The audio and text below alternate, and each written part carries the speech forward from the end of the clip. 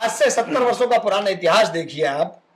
जब कोई पार्टी धर्म का एजेंडा चलाने का काम करेगी जी जी जी तो युवाओं को भ्रमित करने का काम होगा और तब सत्ताओं को फायदा पहुंचने का काम होगा। इन्होंने जातिवाद भी कुछ बांट दिया इसमें। जातिवाद और धर्म की राजनीति जब आप जी करते जी हैं जी तो आपके अंदर डर और भय व्याप्त हो जाता जी है।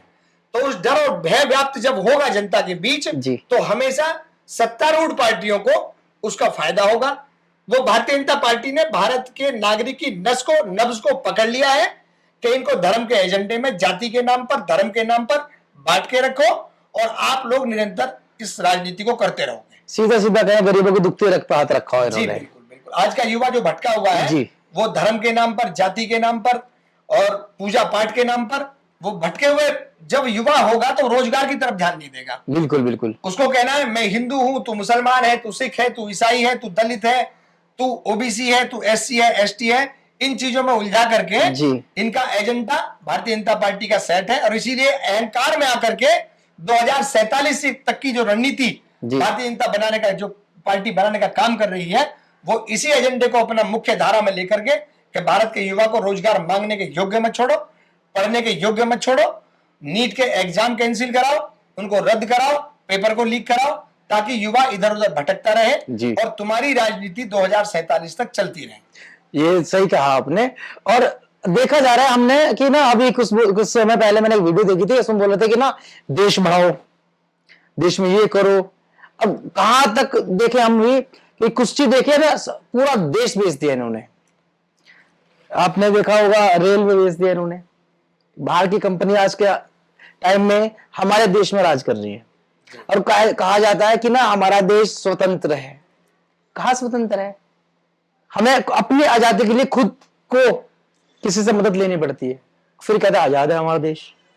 हमारे यहाँ जो बीजेपी के आकाओं पर पलने वाले लोग हैं वो आजाद हैं, उनको स्वतंत्र है, वो भ्रष्टाचार करें, कोई भी कार्य करें, उनको पूरी आजादी है। जो सत्ता के शासन के झंडे के नीचे खड़ा है, एजेंडे के नीचे, वो स्वस्थ है और उसको संपूर्ण आजादी है इस देश में। तो भारतीय जनता पार्टी की जो कार्य नीति है वो इस प्रकार निरंतर देश को अंधकार में ले जाने का काम कर रही है। अभी कई सालों से आश्वासन दे रहे हैं सबको जो निविदा सुविधा कर्मचारी हैं कि आपका वेतन बढ़ाएंगे। 9, 10, 12 हजार की इनकी सैलरी है। और अभी कुछ समय पहले उनमें न्यूज में देखा था मैंने भी और पढ़ा भी था, योगी जी हमारे क्या बोलते हैं कि 25 से 30 हजार तनख्वाह मिलेगी, है ना।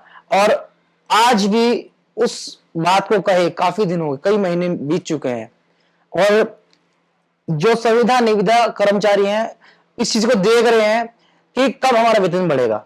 देखिए ये गुमराह करने वाली बात है। मैं आपको करेक्ट कर दूं, 18,000 रुपए का वेतन माननीय मुख्यमंत्री योगी आदित्यनाथ जी ने विधानसभा में ये घोषित किया था लेकिन उसकी लड़ाई उससे पहले बहुत दिन पहले चल रही थी। पहले जो संविदा कर्मचारी थे, जो लोग इस लड़ाई को लड़ रहे थे, वो पहले हाई कोर्ट गए। हाई कोर्ट में सरकार ने अपना एडवोकेट अधिवक्ता खड़ा करा कि इनकी जो मांग है वो स्वीकार ना हो। लेकिन जब वो एक धड़ा, एक वर्ग वहां हाई कोर्ट में जीत गया तो फिर इन्होंने अपना वकील सुप्रीम कोर्ट में खड़ा करा।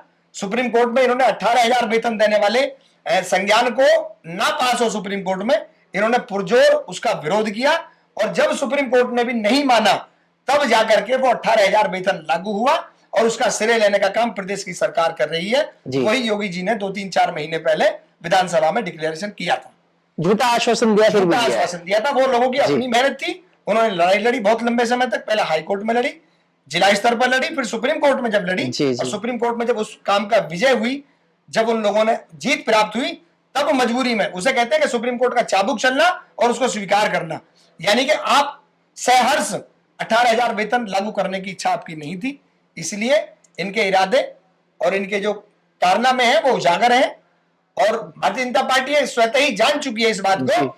आज 9 महीने चुनाव को बचे हैं और 9 महीने का अंतराल रहते हुए आप 8-9 मंत्री नए बनाते हैं, जबकि संविधान के अनुच्छेद के अनुसार 60 मंत्री से ज्यादा आप नहीं बना सकते। बिल्कुल। और आप जो है जनता को प्रलोभन दे रहे हैं। इनको अच्छी तरह से मालूम है कि 2027 में इनकी नैया भंवर में फंसी हुई है और हम लोग ये हम बता रहे हैं कि बहुजन समाज पार्टी के प्रति उत्तर प्रदेश की जनता का विश्वास बढ़ता चला जा रहा है और बहुजन समाज पार्टी 2027 में संपूर्ण सत्ता के साथ आएगी और इसी कारण से ये वर्तमान की सरकार की नींद उड़ी हुई है।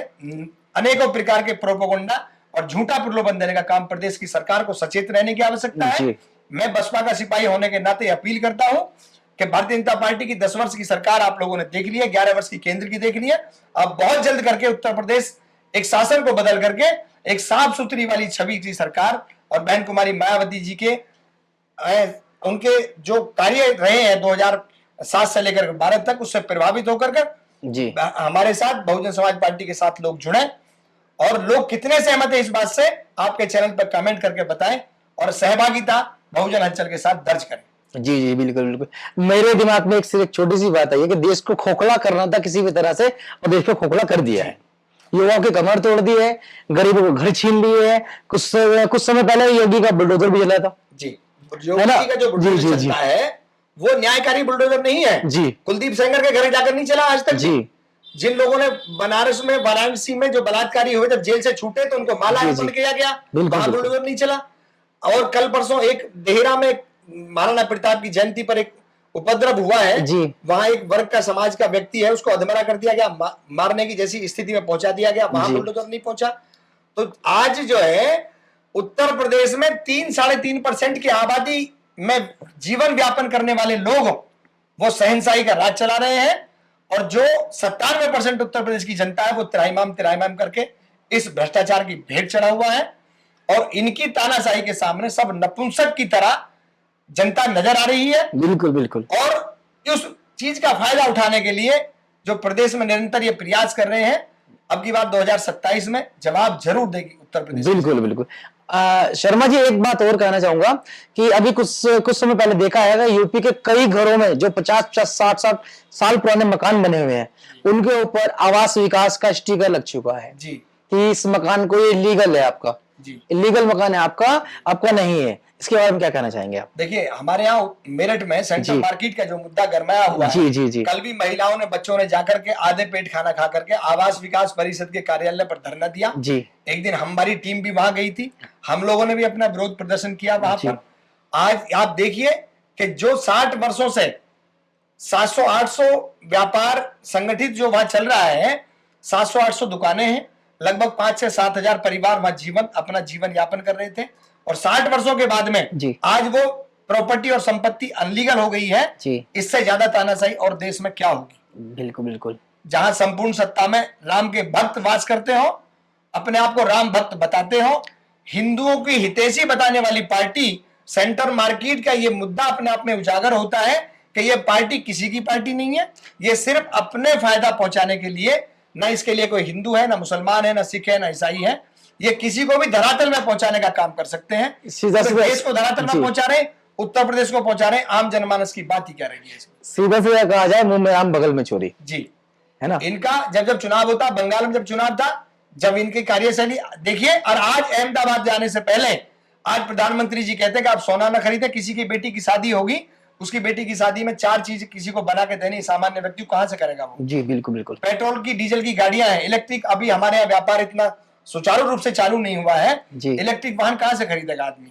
मेरी 8 लाख की हैसियत अपनी बेटी के ब्याह में शादी देने की गाड़ी की है जी, 27 लाख रुपए की इलेक्ट्रिक गाड़ी कहां से देगा? बिल्कुल बिल्कुल। तो ये जनता को गुमराह करने का काम किया जाने निरंतर, और जनता को आज सचेत रहने की आवश्यकता है। अच्छा, कुछ भी मिलाकर कहें कि लोगों को गुमराह किया जा रहा है जी, युवा के नाम पर, धर्म के नाम पर, और बेरोजगारी अपने चरम पर है। बिल्कुल, इनको अपनी राजनीति चमकानी है, इनको राजनीति करने के अलावा दूसरा कोई काम नहीं है।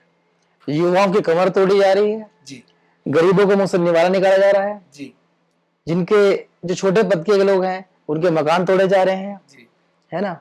तो बहुत सारी चीजें ऐसी हैं। तो शर्मा जी आज की वाणी को हम यहीं विराम देंगे, आज की जो सभा है हमारी उसको यहीं खत्म करेंगे। और जाते जाते मैं आपसे एक बात कहना चाहूंगा, जो हमारे बीच में हमारे युवा हैं जो हमसे जुड़े हैं, आप उनके लिए क्या कहना चाहेंगे? देखिए, जो युवा हमारे साथी बहुजन हलचल के साथ जुड़े हुए हैं, मैं उनसे अपील करता हूं जी कि जब मुख्य धारा का मीडिया भारत देश का और प्रदेश का आप लोगों तो सच्चाई पहुंचाने का काम ना कर रहा हो, तो ऐसे मीडिया का विरोध करके उसको बंद किया जाए। आप सच्चाई से वाकिफ हो, और बहुजन हलचल जैसे चैनलों को जो सोशल मीडिया के द्वारा आपको सच्चाई परोसकर जी और जोखिम उठाकर सरकार के खिलाफ सच्चाई को जमीन से कुरेद के आप लोगों के सामने परोस के आप लोगों के सामने रख रहे हैं, उसको फॉलो करें और इन चीजों को सोचे समझे और जो मुख्य धारा का मीडिया है उसका बहिष्कार किया जाए, जो हमको लगातार 11 वर्षों से और उत्तर प्रदेश में 10 वर्षों से झूठ परोसने का जो काम किया है, जो किया जा रहा है निरंतर, उससे युवा बच के रहे, उनकी झूठी अफवाहों पर ध्यान न दें और अपना निरंतर भविष्य को बनाने का काम करें, ना कि सरकार के भरोसे अपने जीवन को छोड़ करके अंधकार में ले जाने का काम बिल्कुल करें। बिल्कुल। जय भीम साथियों, जय भारत, जय संविधान। बहुत अच्छी बात की शर्मा जी ने, और बस यही ध्यान रखना है कि आपको करना क्या है, ये आपकी सोच है कि आपको करना कैसे है।